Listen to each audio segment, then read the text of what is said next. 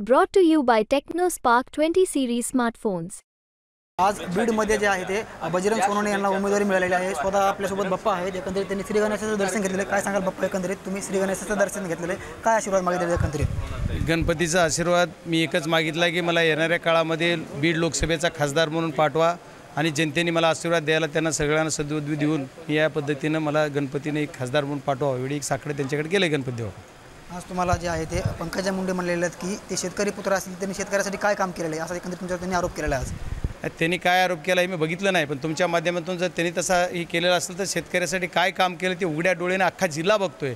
बीड जिल्ह्यातला साखर कारखाना एक नामांकित कारखाना म्हणून मी त्याला केलं आहे, उभा केला आहे, नुसता उभा केला नाही तो चांगल्या पद्धतीने चालवतोय। काय आरोप करावा हा त्यांचा विषय, जर त्यांनी केला असेल तर मला माहीत नाही हे सगळं। आणि त्यांच्याकडे जे बापदादापासून वारसानं आलेलं सुद्धा त्यांना चालवता आलं नाही। त्यांनी जर आरोप केला असलं तर हे माझं उत्तर आहे। त्यांनी आरोप केला आहे का नाही मी बघितलं नाही, कारण ते बघून उत्तर द्यायला पाहिजे। पण तुम्ही म्हणताय त्यांनी आरोप केला आहे तर त्या आरोपाला उत्तर एकच आहे की मी एवढा कारखाना चालवतोय, कारखाना उभा केला आहे। ही शेतकऱ्यासाठी काय?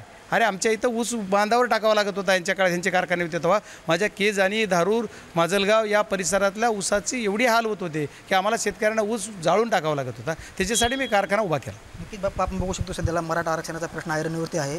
तुमच्याच मतदारसंघामध्ये जे आहे त्यांना काळे झेंडे दाखवलेले आहेत, तर हे मराठा समाज बांधव नसून हे तुमचे कार्यकर्ते आहेत एकंदरीत आरोप केलेला आहे। या कसं वाटतं तुमच्याकडे? मी राजकारणामध्ये काम करताना बऱ्याच दिवसातून बघतोय, पण प्रत्येक गोष्टीला कुठंतरी वेव्हेंट पाहिजे कुठंतरी तुमच्याकडे काय पुरावा आहे किंवा तुमच्याकडे पुरावा आहे तो तुम्ही सिद्ध करा की आमचे कार्यकर्ते होते। आता एक समजा एक समाजाचा कोणी एक समाज बांधव म्हणून गेला तर ते कुणाचा ना कुणा सगळ्या पक्षाचे कार्यकर्ते असणार, मग फक्त गुन्हे एका पक्षाच्या विशिष्ट कार्यकर्त्यावर होतात आणि विशिष्ट पक्षाच्या कार्यकर्त्यावर होत नाहीत। असं होत असेल तर ते मला सांगता येणार नाही, पण असं काही कुठंही नाही। त्यांना आरोप करणं त्यांचं काय कशामुळे आरोप करतायत मला माहीत नाही, कारण ते अशा नव्हत्या, पण आता असं का वागतायत मला कळत नाही। त्यांचा स्वभाव आता असा का बदलला आहे आणि ते का असं बोलत आहेत? त्यांना कोण त्यांचा बोलवता धनी आहे मला कळणार नाही। तर पंकजाताई अशा नव्हत्या, पंकजाताईला खूप आम्ही जवळून बघितलं जिल्ह्यानं, ते तशा अशा कुणावर आरोप करणाऱ्या नेत्या नव्हत्या, पण ते आता आरोप बी करायला लागल्यात, ते असे बोलायही लागल्यात। का बोलतात मला माहीत नाही। 2019ची निवडणूक लढवलेली आहे, 2024ची लढत आहे, कसं एकंदरीत काय विजय असणार? एकंदरीत काय डोळ्यासमोर? 2019ची निवडणूक लढताना माझा पराजय झाला,